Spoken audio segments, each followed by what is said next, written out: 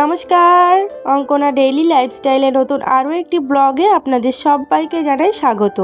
বারটি আজ রবিবার, সময় এখন সকাল 7টা। চলুন তবে আপনাদের সাথে নিয়ে এখন থেকে আমার দিনের শুরুটা করা যাক।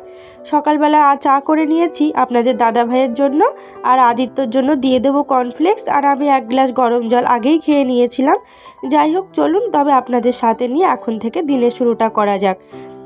বারটি আজ রবিবার হলে কি হবে, কাজের চাপ যদিও বা খুব একটা নেই, তবে বৃষ্টি ভেজা দিন তো তাড়াতাড়ি করে ঝটপট করে কাজগুলো, বাইরের কাজ বিশেষ করে সারা হয়ে গেলে বেশি রকম চাপ থাকে না। সেই জন্য ভাবছি তাড়াতাড়ি করে বাইরের কাজগুলো আগে করব।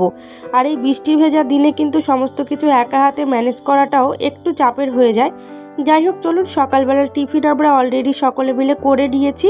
আর এদিকে এই কাকাকে দেখুন, আমি কাকা বলেই সম্বোধন করলাম। আমার শ্বশুরমশাইয়ের থেকে অনেকটাই কম বয়সী হবেন ইনি। যাই হোক, ইনি রোজ দিন আমার ঘরের সামনে এসে সূর্য প্রণাম, তারপরে ওনার যে এক্সারসাইজগুলো, মর্নিং ওয়াক করতে এসে এখানে প্রত্যেকটা দিন এসে আর কি এক্সারসাইজ করেন। আমার এতটা ভালো লাগে ওনাকে দেখে, আমার একটা নিজের শরীরের মধ্যে পজিটিভ এনার্জি আসে, জানেন তো। যাই হোক, চলুন, আমাদের এখানে যেহেতু বৃষ্টি আসছে, আর এই বৃষ্টির সময় না যে উলি পোকাগুলো হয়, সেই উই পোকাগুলো কিন্তু প্রত্যেকটা দিন সন্ধ্যাবেলা বেরায়। আর তার যে দুটো পাখা থাকে, সেই পাখাগুলো ভেঙে ভেঙে এই ঘরের সামনেটাতে পুরো সাদা হয়ে রয়েছে।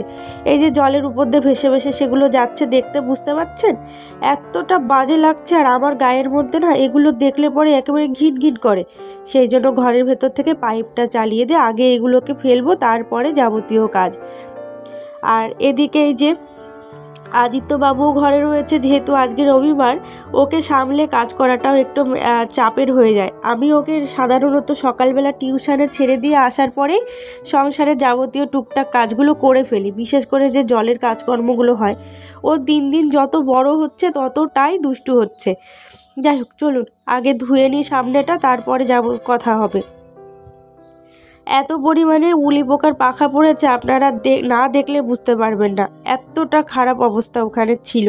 ওটা আমি ভালো করে ধুয়ে, এখন বেজে গেছে সকাল 10টা মতন। যেহেতু আপনাদের দাদাভাই আজ ঘরে আছে রবিবার, সেই জন্য ওকে একটু ছোলা সিদ্ধ করে ছোলাটাকে কাবলি ছোলার মতন করে দিয়েছি। আকাশটা দেখেছেন কেবল অন্ধকার হয়ে আসছে। সকালবেলা যদিও বা একটু আলো বেরিয়েছিল, এখন আবার দেখি সে অন্ধকার হয়ে আসছে। মনে হচ্ছে এখনই আকাশটা ভেঙে পড়বে মাটিতে, এমন অবস্থা। যাই হোক, চলুন, এই জন্যই না সমস্ত কাজ তাড়াতাড়ি করে করতে হবে, না হলে কখন বৃষ্টি এসে যায় তার তো কোনো ঠিক নেই। আরও অনেকগুলো জামা কাপড় আছে জানেন, সেগুলো মেলেও দিতে হবে। বলতে না বলতে দেখেছেন কেমন ঝমঝম করে বৃষ্টি নেমে পড়েছে। এই যে বৃষ্টির এই যে শুরু, এই যে আগমন, আর এখন থেকে আমাদের একটা চ্যাপচ্যাপে ভাবের মধ্যে দিয়ে চলতে হবে।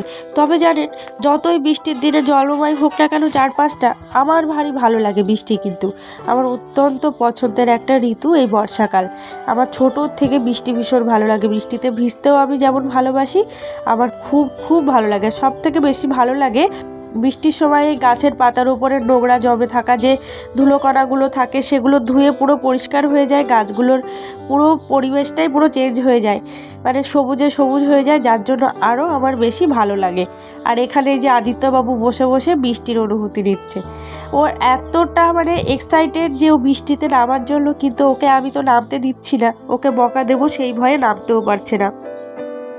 চলুন, আমি স্নানটা করে নিয়েছি, এরই মধ্যে যাব এখন কটা ফুল তুলতে। কিন্তু এত পরিমাণে বৃষ্টি হচ্ছে, ওর ভেতরে আমি বাইরে বেরাবো কী করে, সেটাই হচ্ছে বড় প্রশ্ন।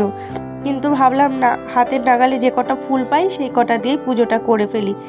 এখন বাজে সকাল 10টা মতন, আপনাদের বললাম না 10টার লোকালটা এই যে এখন ঢুকছে। একেবারেই আমার বাড়ির সামনে ট্রেন লাইন, ঘরের পেছনে হচ্ছে হাই রোড। আমার কোয়ার্টারটা এরকম জায়গায় আর কি। তো যাই হোক, আমি এই যে এখন অবশেষে ছাতা নিয়ে দুজনে মিলে বেরিয়ে পড়েছি কিন্তু ফুল তুলতে। আমি তো ফুল তুলতে বেরিয়ে পুরোটাই ভিজে গিয়েছিলাম। আর গাছে এত পরিমাণে ফুল হয়, সে ফুলগুলো ঠাকুরের চরণে না দিলে আমার একদম মনের মধ্যে শান্তি হয় না। সেই জন্য আমি এই যে নিজেই নেমে পড়েছি, যে যাই হোক পরে দরকার হয় আবার নাইটিটা চেঞ্জ করে নেব, কিন্তু আগে নিচে নেমে গিয়ে ফুলগুলো তুলে নিয়ে আসি, যতই বৃষ্টি হোক না কেন।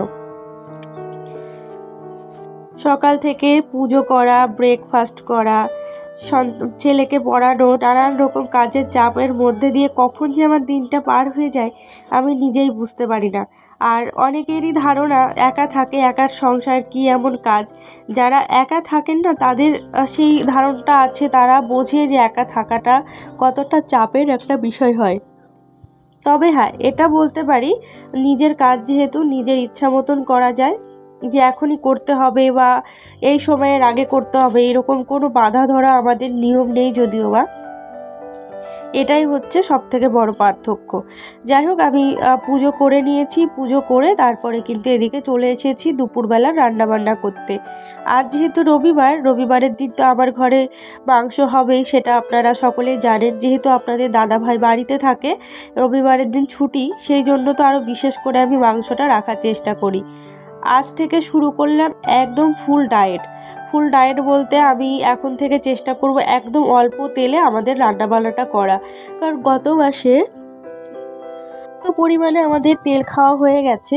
আমি এক মাসের মধ্যে মানে আমার 1 কিলো 2 কিলো ওজন তো অবশ্যই বেড়েছে আমি বলতে পারবো। কারণ আমাদের যেখানে যতটুকু তেলের পরিমাণ আমরা ইউজ করি তার থেকে আমার 1 প্যাকেট তেল অর্থাৎ 1 লিটার তেল আবার বেশি খরচ হয়েছে। তো এটা ভেবেই আমি অবাক হচ্ছি যে আমি কোথায় এতটা পরিমাণে তেল আমি খরচ করলাম। সেই জন্য এবার থেকে একদম কম তেলে সমস্ত কিছু রান্নাবান্না শুরু করব। যাই হোক, মশলাপাতি সমস্ত কিছু দিয়ে দিয়েছি, এদিকে দেখতেই পাচ্ছেন। এখন একটু বাটি ধোয়া জলটা দিয়ে ভালো করে মশলাটা কষাই করে নেব। মশলাটা কষাই করতে মাংসটা দিয়েই মশলাটা কষাই করব, তাহলে বরং মাংসর সাথে সাথে থেকে মশলাটা সুন্দর কষাই হয়ে যাবে। একবারে সমস্ত কিছু দিয়ে ভালো করে কষাই করে নেব। একটু টমেটো, পেঁয়াজ, আদা, রসুন, নুন, হলুদ, কাশ্মীরি লঙ্কার গুঁড়ো এই সমস্ত কিছু দিয়ে একবারে ভালো করে ঢেকে মাংসটাকে নামিয়ে নেব। এদিকে এই যে বৃষ্টিটা কম হয়ে গেছে, ভাবছি জামা কাপড়গুলোকেও মেলে দিতে হবে। যেহেতু সকালবেলা আমি জামা কাপড়গুলোকে ধুয়ে রেখে দিয়েছিলাম, সেগুলো কিন্তু আর আমার বাইরে মেলা হয়েছিল না। কি সুন্দর পরিবেশ দেখেছেন আকাশটাকে, কি সুন্দর লাগছে। কিন্তু এখনই আবার ঝমঝমিয়ে বৃষ্টি নামবে কিনা তার কোনো গ্যারান্টি নেই। হালকা হালকা নীল আকাশ দেখা যাচ্ছে, আবার তার মধ্যে মেঘ ঘুরে বেড়াচ্ছে। ভারী ভালো লাগছে জানেন। আর তার মধ্যে মৃদু মৃদু হাওয়াও বইছে, দারুণ লাগছে ওয়েদারটা। যাই হোক, চলুন